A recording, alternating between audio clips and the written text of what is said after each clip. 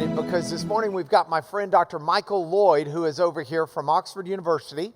His area over there in terms of job is he is the principal, which means the head of Wycliffe Hall, which is one of the Oxford University colleges. It's an Anglican evangelical college, and he has a specialty there beyond simply being an administrator. He is their specialist in all things evil and suffering, not in terms of doing it, but in terms generally. But he came over here because he thought we were good research subjects, and he... Yeah. Your mic's not on either. No, let's turn it on. I got to find your mic pack. Is this where you got it? Hit on right there in the top. Now they can hear your sarcastic, witty British comments. Acerbic remarks. Yes. So he has been in our class before. He doesn't need a great introduction. Many of you may have been at his lecture at the library last night, or the board panel discussion we had Friday. The unique part about That's class... board with an A, I'm hoping. Yes, it was board with an A, not Yeah. B-O-R-E-D. We weren't drilling holes either.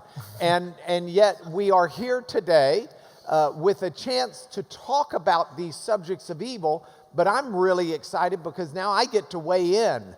And this weekend I've been on the listening end with many of you, asking a few questions here and there. But this will be a dialogue where both of us are expressing some views. He may be challenging me with some questions. I may be challenging him with some questions. But the way I think we should best start out is, and I'll be seated for most of this, but I've got the Elmo working, or the IPVO working. Sorry, people at IPVO. And I'm going to ask Mike, if he would, to give us, just so we can look at him, I'll make the notes while he's talking, the three historically most prominent views from a Christian philosophical perspective about suffering. So would you give us those three views so that we have them in our brain as we try to parse through these issues and see which may or may not make sense to us? Yeah, well, there's basically three families of response to the problem of evil within Christian theology. There are lots of different variations on those things. It's like different variants of a virus. We know that. And the first is to see suffering as being instrumental to the purposes of God, that God allows them because he uses them to bring good out of something, whether it's to build character or whether it's to make us deeper in terms of compassion and qualities like compassion and courage. You can't have compassion unless you've got some suffering to be compassionate about. You can't show courage unless there's threat.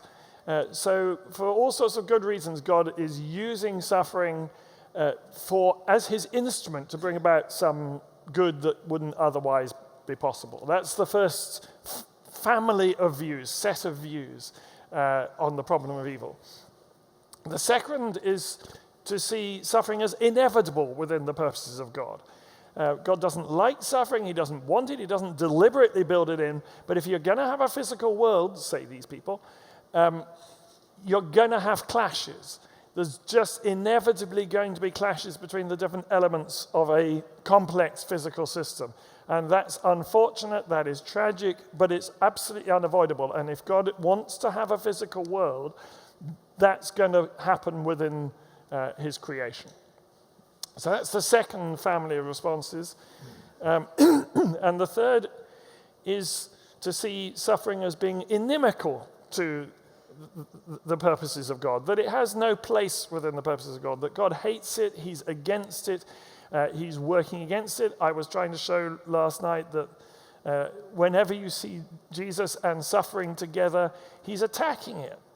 And I was suggesting that Jesus has an inimical view of suffering as being inimical to the purposes of God, and that's why there's this divine assault upon suffering within the ministry of Jesus. Is that That's beautiful. That's beautiful. Okay, we had more questions last night than I remotely had time to ask Mike. And so I've gone... Most of them were, why did you invite that man? No, those were the ones directed to me. The ones directed to you were also plentiful. And no, everybody was so excited and so stoked about it. So one of the passages that you spoke of last night is the passage of the blind man and the man that was born blind. Yep. And the question arose, who was it that sinned, this man or someone else? I don't suppose you remember where that passage is It's found. John 9. John 9. First 3 verses of John 9. Okay, I was thinking it was John 8. Just to set the context, to set the context, I looked at 48 passages in the scriptures, all of which seem to me to support the suffering as inimical to the purposes of God position. And there are 2 that might be read the other way, and this is one of them. Okay, so we've got the passage up here. The passage says, as Jesus passed by, Jesus saw a man blind from birth. And his disciples asked him, Rabbi, who sinned, this man or his parents, that he was born blind? Jesus answered, it was not that this man sinned or his parents, but that the works of God might be displayed in him. Then having said these things, he spits on the ground. My favorite Greek verb to spit is patuo. Patuo, I spit. Patuo. Sounds like a comic strip.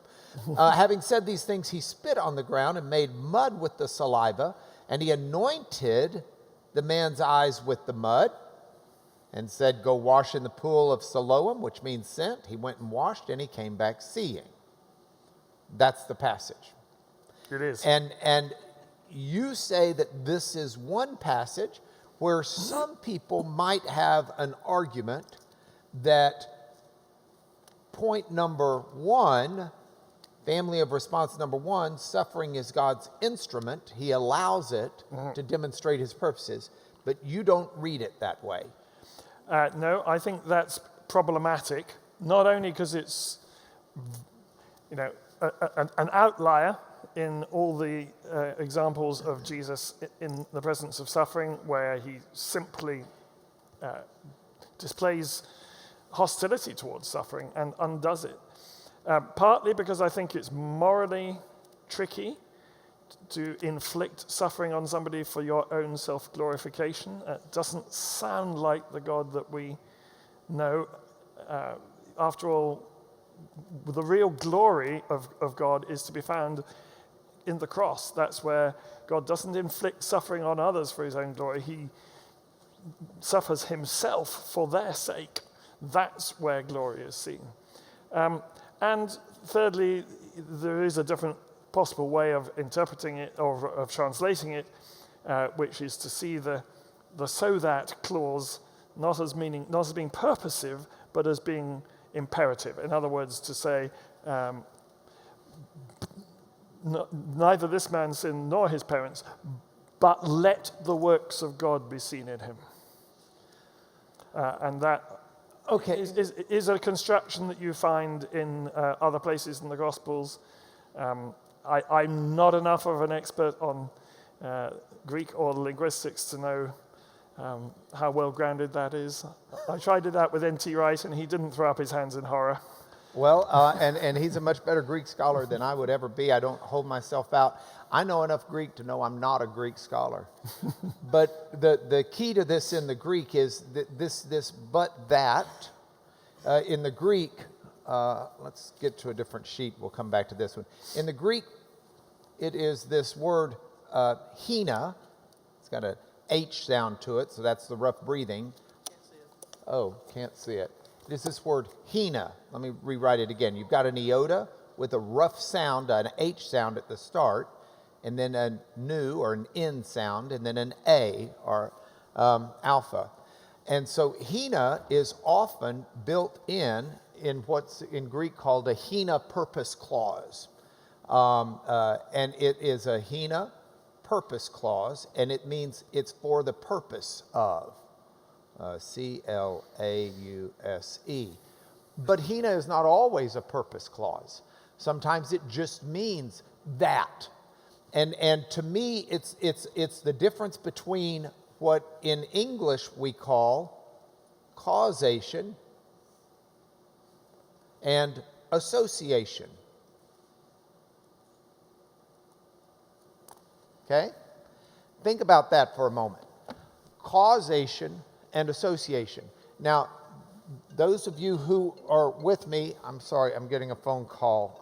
That's just Joe Biden. I don't have time for that. Somebody complaining about your Greek. Probably. Yeah.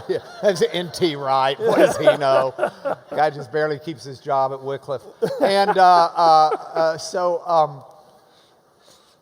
so those who follow this class or follow me much know that I spent a number of months at the end of last year trying a case dealing with the opioid crisis up in Ohio. And one of the witnesses that I had in that case was an epidemiologist. Now, epidemiologists are specialists at assessing group problems and the cause of those problems. And one of the biggest issues for epidemiologists is whether something is causing something or merely associated with it. So, for example, there are a host of studies that indicate if you drink diet soda, you die earlier. And those studies get paraded out to me every time I get a Diet Dr. Pepper. But when you look at those studies, the question becomes, is it the diet soda that's causing the early death? Or, in other words, is there causation? Or is it merely associated? And by that, people who drink diet soda tend to be overweight, tend to be unhealthy in other ways, tend to be diabetic, tend to be fill in the blank, and those other things might be causing it, and the diet soda might just be associated with it, not a cause. Make sense? So anytime in a trial I'm trying to show that something caused something else through this kind of testimony, there are certain criteria that we have to prove up at trial. Those criteria were formed by a British epidemiologist named Sir Bradford Hill in the 1950s. They were used in the 1960s to finally establish that smoking causes lung cancer. Before that, the argument had always been it's merely associated with lung cancer. It doesn't cause it. But these are the criteria that were used. And I brought my PowerPoint this morning because I have the actual slide that I used with the witness at trial. And this is it, to walk through these different criteria. But if you look for a moment, when you're deciding if something causes something else through epidemiology, through group studies, you have to look at the strength of the group. Do you have a large enough group to be able to tell? Do you have a consistent read across this? Is it reproducible? Can you do it again and again and again? Is it specific? Is it right in time? You know, if it's a cause, it needs to precede the result. Is there a dose-response relationship? The more you do of it, do you have more of it? Is it biologically plausible? Does it make sense? Is it coherent? Can you experiment with it? And are there other analogies? Now, not all of those fit, and that's why they're called criteria and not requirements. But I think much the same can be done with Scripture. We can make decisions about how to interpret that Hena clause based upon some of these factors, which include how does it weigh against the rest of Scripture? And that's what you're doing. You're saying, I've got 40, how many passages? 48, but that's only counting them once in each. Where they're in different Gospels, I've only counted them once. In other words, if Matthew, Mark, and Luke all give the same story, you only count it once, not three. I only count it once, yeah. So a minimum of 48. perhaps as many as 100 plus. And some of those are group things. So group accounts of multiple people coming to Jesus to be healed or cured or exercised or whatever it may be. And there are two that you find need to get a greater focus Yeah. to distinguish them Yeah. or to invalidate your perspective. Yeah. And so when you look at this and you make that decision about what this means, one very proper thing to do is to weigh it against the other scriptures to see what the others say. And I would suggest to you that the alternative read of this, if you take that Hena clause, not as a purpose, but simply as an association, you've got it meaning the following. As Jesus passed by, he saw a man blind from birth. And his disciples asked him, Rabbi, who sinned? This man or his parents that he was born blind? Jesus says, neither one. But the works of God are going to be displayed in him. It's not that he was born blind to cause this, that the cause of his being born blind is so the works of God would be displayed, but an association of him being born blind is that the works of God will be displayed in him. Does that make any sense? Is that a fair reading of what you're saying? Yeah, no, I think it is. I think it's very fair. And then it's consistency with the other passages, but consistency with what we know about God throughout the whole of the scriptural witness. Okay, and explain to us, why is this important? Those of you who don't remember Mike's background, he not only is an academician of the highest degree, but he is also a pastor with a pastor's heart, and actually was called into the pastorate when he got propelled into academia, because they said basically you can prepare others for the pastorate and infuse the church with academic vigor. And there are fewer people who can do that, so please go that direction, and he did. But he still maintains that pastor's heart as he trains pastors and preaches and has worked as a chaplain and all the rest. So why is this important to you? I think one of the real problems, your theology is not going to protect you from the pain of things that happen, but it can make things worse. Pain is pain, suffering is suffering. You know, just because you have a particular belief system is not going to stop that from being painful. Let's not have undue expectations. But it can make things worse. And one of the main ways in which I think our theology can make things worse is by suggesting that God is doing it. God's behind it. It's his idea. It's of him. It's from him. He wants it. And that seems to me to make God people's enemy. If somebody has, lost a child, that is the most horrible and horrendous thing. To suggest that God wanted it, and to suggest that he wanted it so that he might be glorified in some way, seems to me, A, to make people the enemy pastorally, and B, to make his goodness more difficult to believe in. Yeah, the integrity and character of our God is at stake. Yes. Fair? Yes. Okay, so I've got two Mark Lanierisms that I want to throw out here and see what you think of them. Yeah, let's throw them out here. That was dastardly. Talking about the character of God and how the character of God is at stake. This is a bit like Daniel, isn't it? The writing on the wall. And look, the hand just appears. Yeah.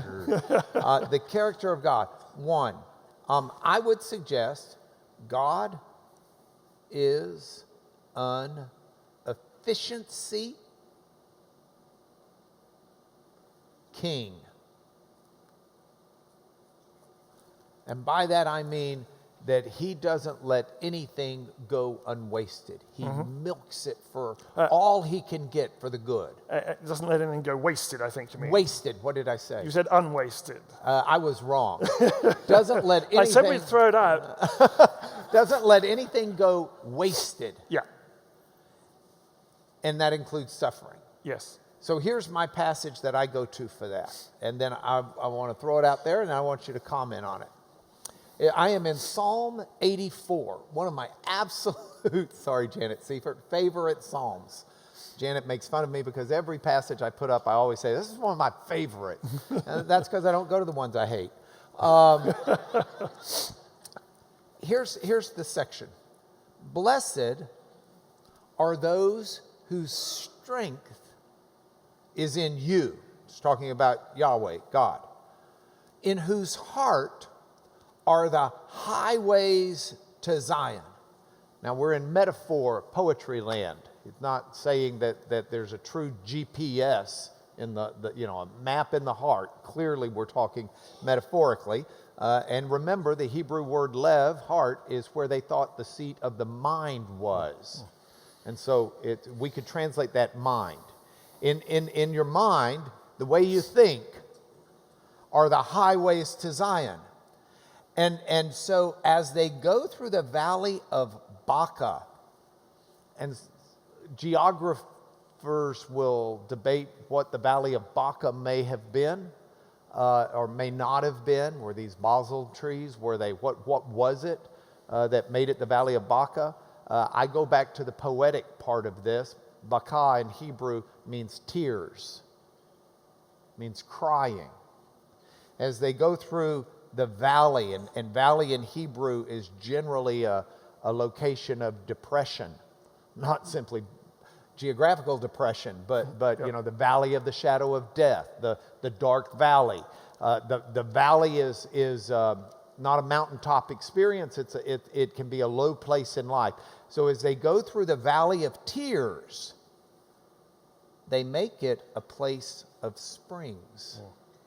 So the tears that we experience in this life when we're walking to the Lord and find Him as our strength, He takes those tears and He turns them into nourishing, life-sustaining springs. Fair? Absolutely. Efficient fair. God. Yep. All right, talk to us about that. No, I entirely agree with that. I think, though I do not believe that God sends suffering in order to bring good, I do think that He brings good out of suffering. And if you want an absolute proof of that, the most, to use your word, dastardly thing that human beings could do is to kill God. That's what happens on the cross. And yet that is the source of life and the renewal of the cosmos. So out of the most evil thing, God has brought something quite astounding and remarkable. So that seems to me to guarantee that God can do that anyway. He can bring good out of evil. I don't believe that's why I don't believe He sends the evil, but He will bring good out of it. And the way I sometimes put that is that, and apologies for those who already heard this twice before, but when God brings good out of suffering, as He does, it's God we have to thank, not the suffering. It's the suffering itself is just destructive. Left to its own terms, its end, its telos, its effect is going to be destruction. It destroys, it limits, it constrains. But when offered to God, it can become the means of bringing springs for ourselves and for others. It can be the means of deepening us. I'm not in any way denying those effects, but they're the work of God and they're not the work of the suffering. And this is the Romans 8:28 passage that God works all things together for good for those who love Him and are called to His purposes. That's exactly part of what's going on. Yeah. Part of what's going on. Yeah. Fair enough. And an important clarification. Okay, on the front row over here, we have Dr. Ingrid Farrow standing. I don't have my glasses on, but it looks like you in a fuzzy way. Would you please stand up so everybody can identify you? This is Dr. Ingrid Farrow. She teaches, clap for her.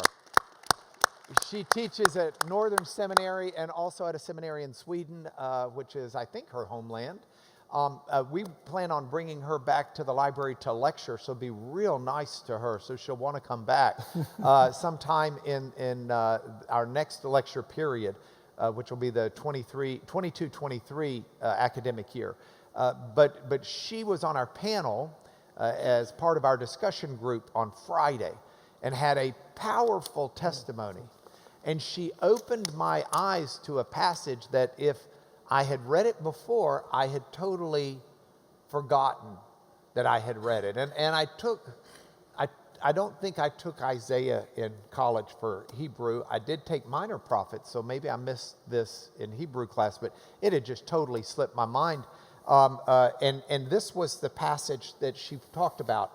In Isaiah 61, a passage which Jesus quoted part of multiple times. He kind of alludes to it to give John the Baptist's followers an explanation to give John, but he also references in synagogue teaching, "The Spirit of the Lord God is upon me, because the Lord has anointed me to bring good news to the poor, to bind up the brokenhearted, to proclaim liberty to the captives, and the opening of the prison to those who are bound."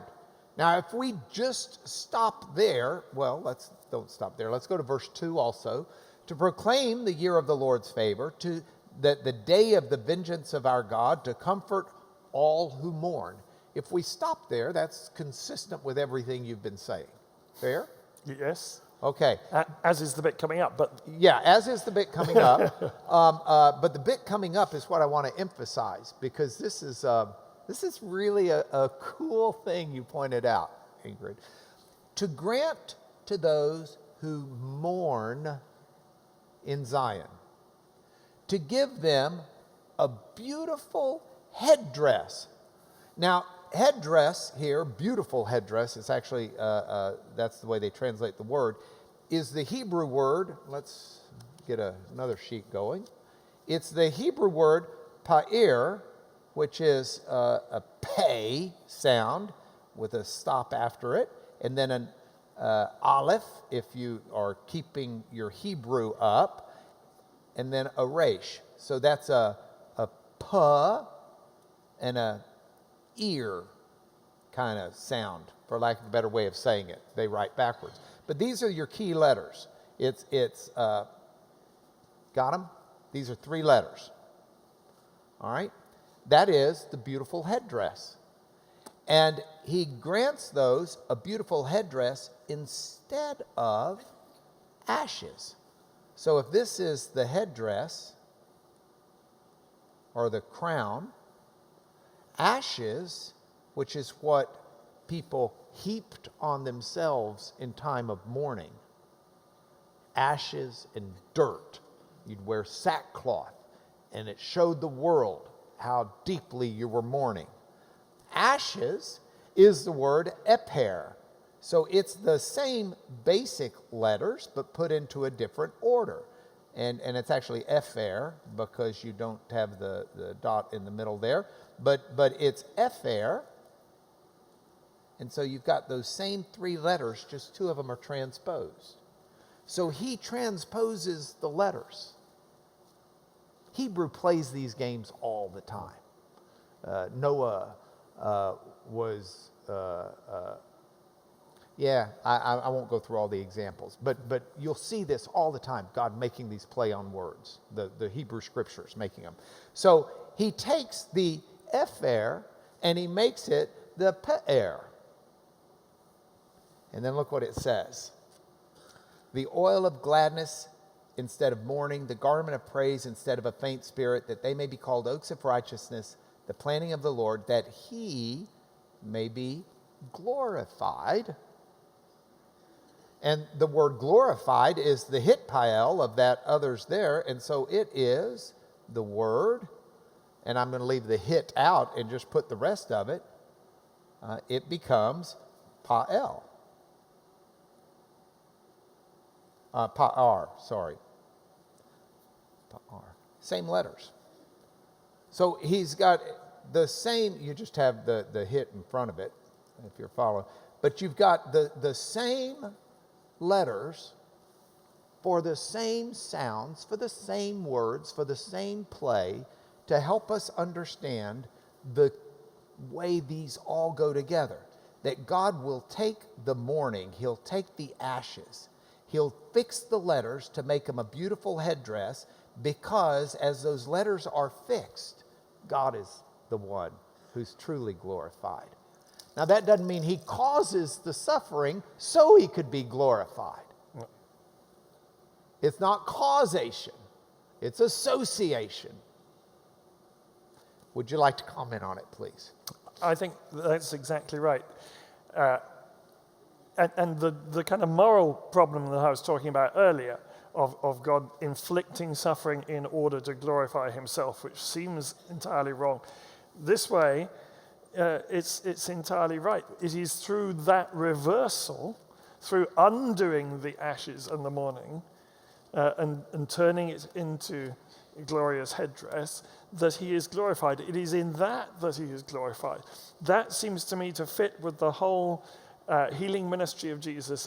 Where the glory of God is seen is in the putting right of creation, not in the infliction of suffering, but in the undoing of it.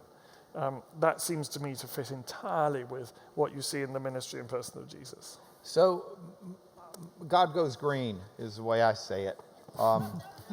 God is the ultimate recycler. He is the ultimate at taking the garbage in our life and transforming it into something that's useful and beautiful and of great use to his kingdom and in great use to us. Can we do a shout out for Ingrid's book? Will that show up? Ingrid's book, Evil in Genesis, a contextual analysis of Hebrew lexemes for evil in the book of Genesis by Ingrid Farrow. Yeah. And we will bring her back, God willing, and have her speak about such things. And you will be, as Jarrett Stevens said, Pastor Jarrett, after the panel presentation yesterday, she can preach. And he's one of my favorite preachers, so for him to say that's really something. Okay, next, I want to talk to you a little bit about what suffering is. Because I got to tell you, there's a long line. And at one end of the line is, gee, I didn't get what I want for Christmas. You know, why not what I want? Why does everything happen to me when life is actually pretty Jim Dandy? And the other end is, you know, just the despair of death.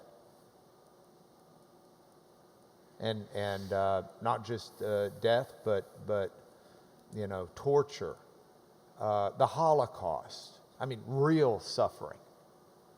The distinction, I don't remember who made it. It may have been you as well, Ingrid, of the difference between saying, man, I'm famished, I haven't eaten, my stomach hurts, I'm having stomach pains, I'm suffering. Yet you know you've got Thanksgiving lunch happening in just a few hours, and you're suffering because you're saving up for it. The difference between that and living in a third world country or somewhere else where you really don't know when or if you'll get to eat again. You know, at what point is it suffering, and at what point is it just, you know, rub some dirt in it and get on going? You know, I'm sure coaches, football players often thought he was causing them suffering. You know, yeah, get after it. It's very difficult to draw the line, but there's clearly a line to be drawn. I mean, it's interesting that Genesis 3 talks about, I will increase your pains. That suggests there was pain before the fall. It suggests that there's actually a degree of pain that is compatible actually with really good living. If I go walking for 20 miles or something, my muscles are painful. But that's not really suffering. In fact, it's part of the pleasure, because you then go home and have a nice long soak in a bath, and you have a good whatever meal at the end of it. And I nearly said drink, but I realized this is a Baptist church, so. Yeah, but only half the people in here care. Go ahead. The other half are like, yeah. But there's a point at which it becomes destructive. There's a point at which it's a bit like a spring. If you can pull it, it goes back. If you put it too far, it doesn't go back. It's lost. It's no longer a spring. And it's the same with suffering. A certain amount of pain is fine. You know you're going to get over it. You know it's going to go back to normal. That's not a problem. There's a point beyond which it just strings you out, and it's too much, and you cannot go back. And it limits who you are. It limits what you can do. There's permanent loss.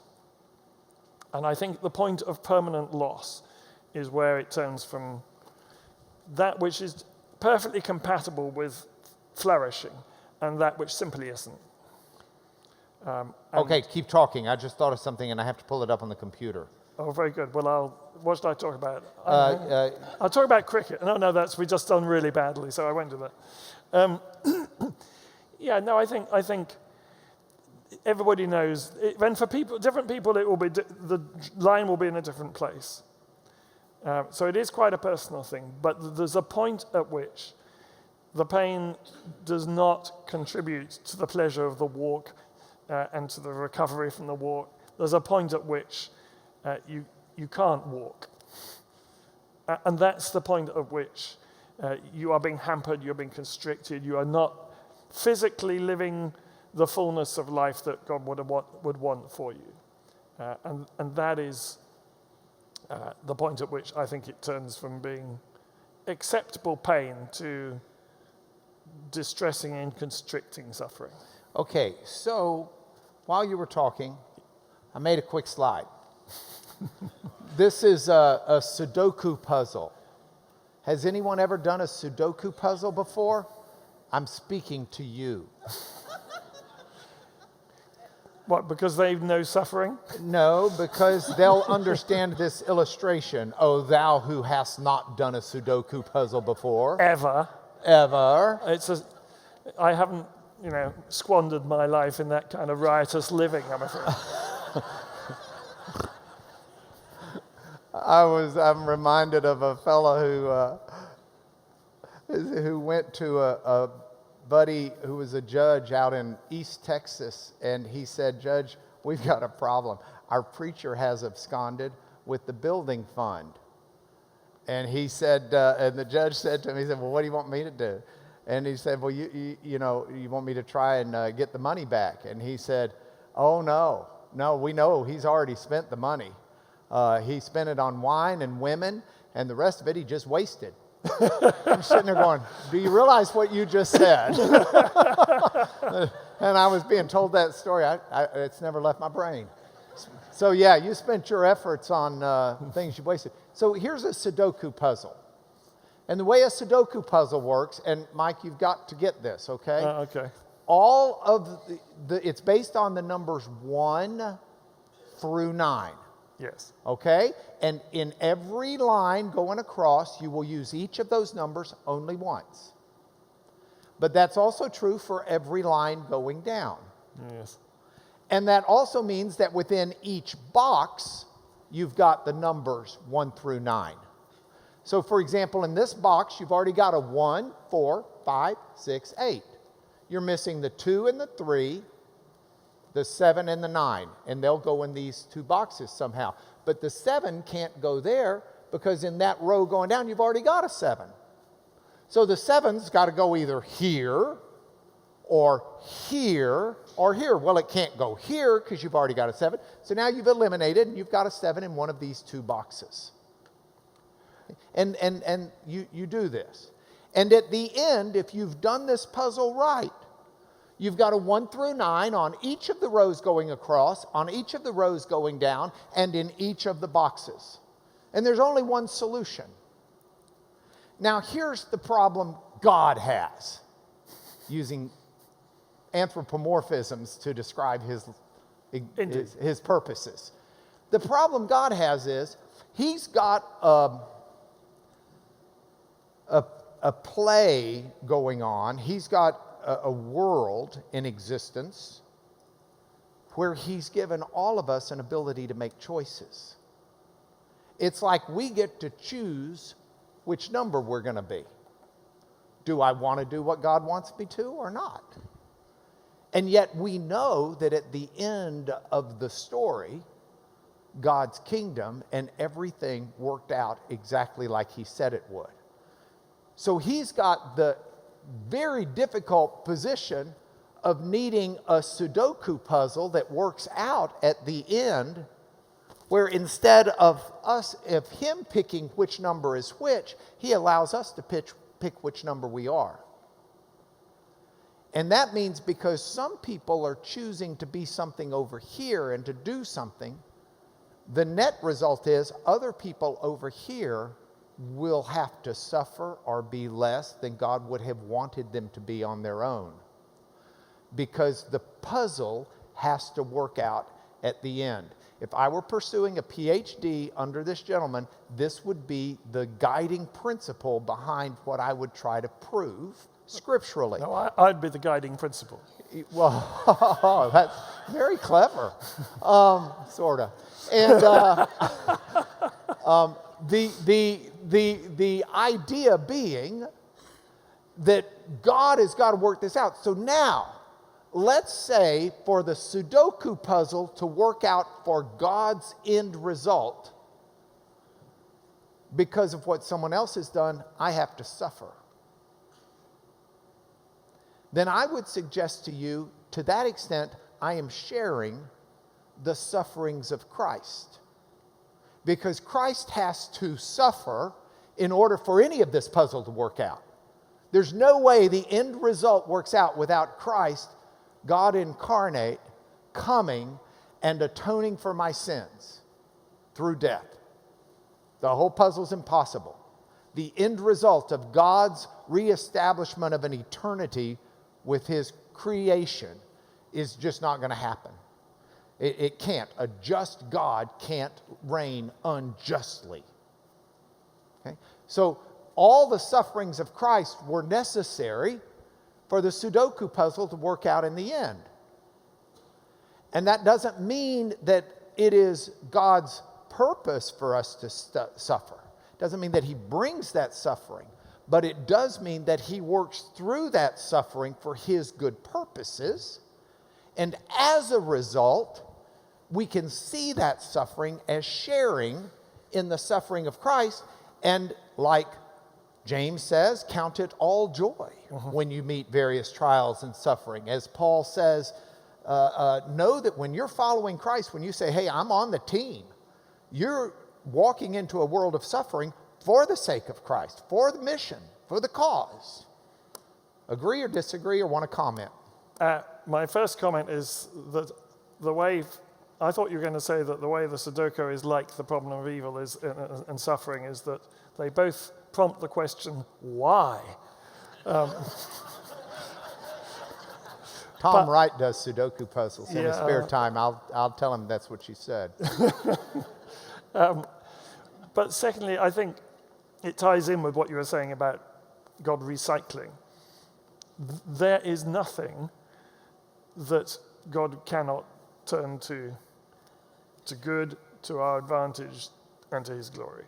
There's nothing, nowhere we can go that is so cut off from that purpose and his purposes that it cannot be used in some way. That doesn't make it good. It doesn't make it okay. It doesn't mean that he caused it. It doesn't mean that he wanted it. But everything is open, if offered to him, to being used in ways that will undo what you were talking about there, where somebody's actions mean that you have to suffer. It can actually mean the opposite, that you're suffering, and the way you handle it and the way you deal with it and the way you offer it to God can mean that somebody else doesn't have to. That's a great point.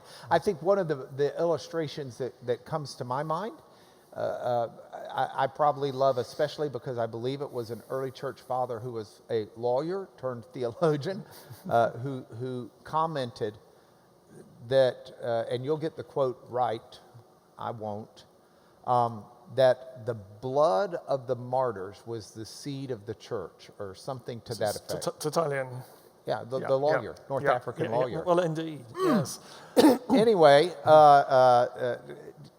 the idea being that people who were martyred for their faith, an ultimate suffering, many of whom did so smiling, with joy and singing and looking unto the heavens, not unlike Stephen, the first martyr in Acts.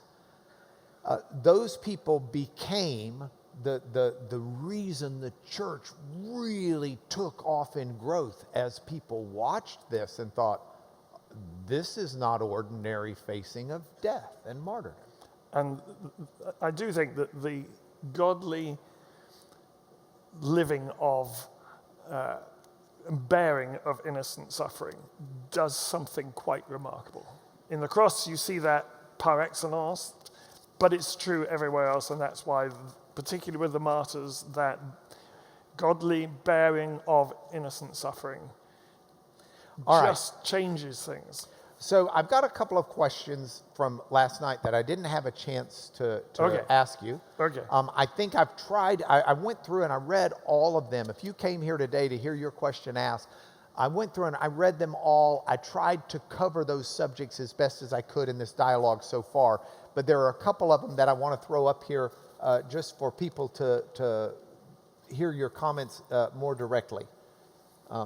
Under suffering, both the church and the believer grow. Does this not lend to the instrumentalist view? Again, I have no problem with God using these things as his instrument, as long as he doesn't send them for that purpose. And given that persecution is a form of sin, how could God have wanted or sent or intended that?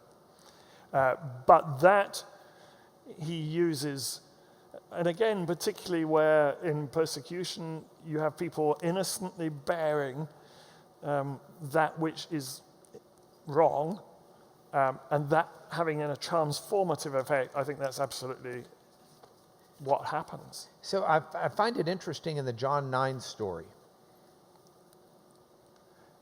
As he paused, he saw a man blind from birth. Disciples asked him, Rabbi, who sinned, this man or his parents, that he was born blind?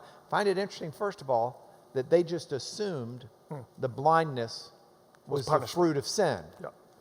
And I also find it interesting that while Jesus says it wasn't that this man sinned or his parents, he does not say the blindness is not the fruit of sin.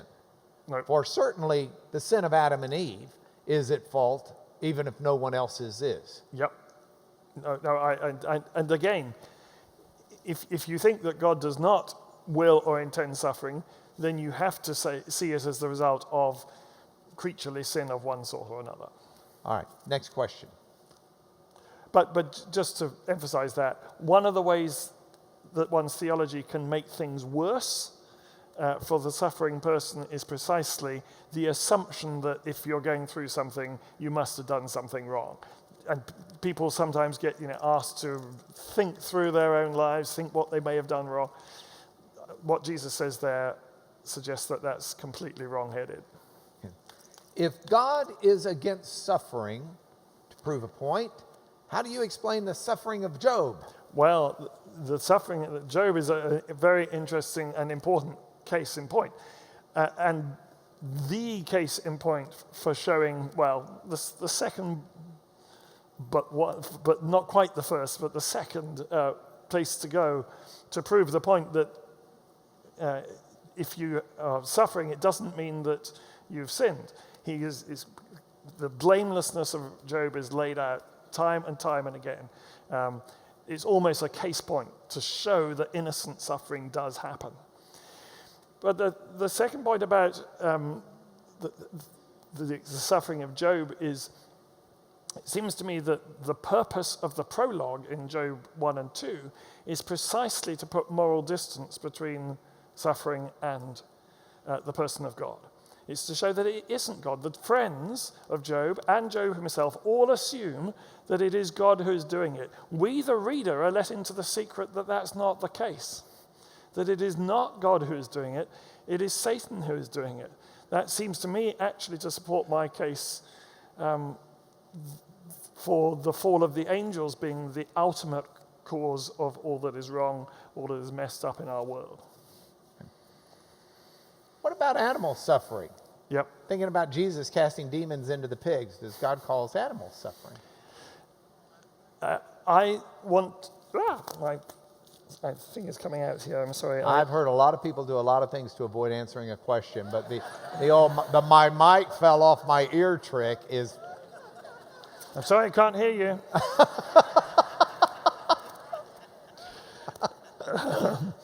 We'll try. I have very odd-shaped ears, I'm afraid. So there we are.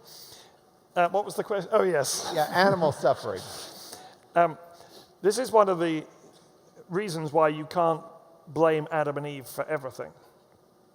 Because there's been pain and killing and suffering and death and predation in the world long before human beings appeared on the scene, if there's any truth to modern biology at all.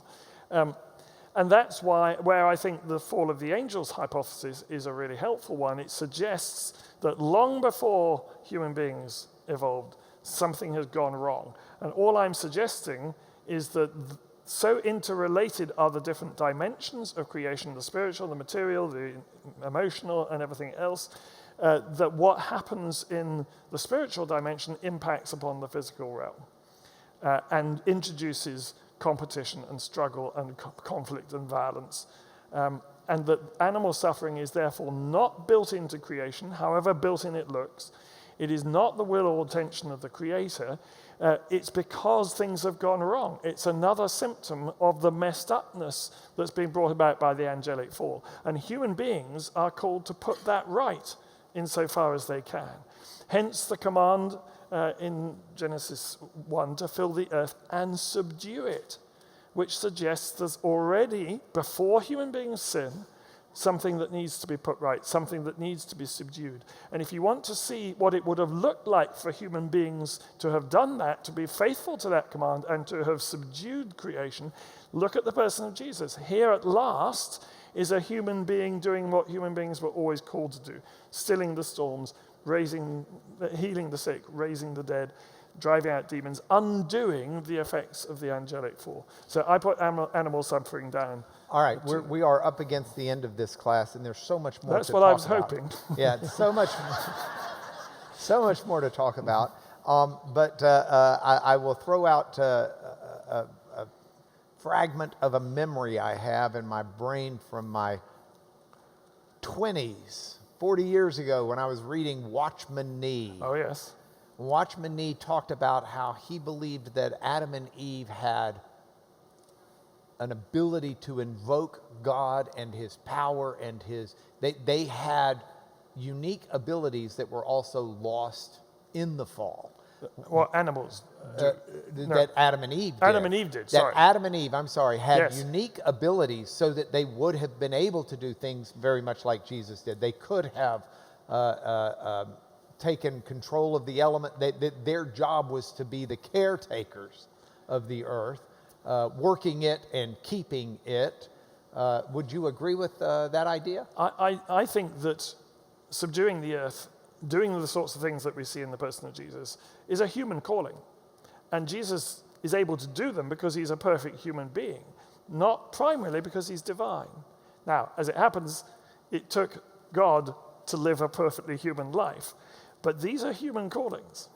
Yeah. And we need, in our way, to do what we can, and the church always has done what it could, to imitate that, to get as close as we can to that. The hospital movement, the hospice movement, the various campaigns against slavery, everything, these are ways of undoing the suffering in the world that's being caused either by human choice, bad choice, or by demonic rebellion.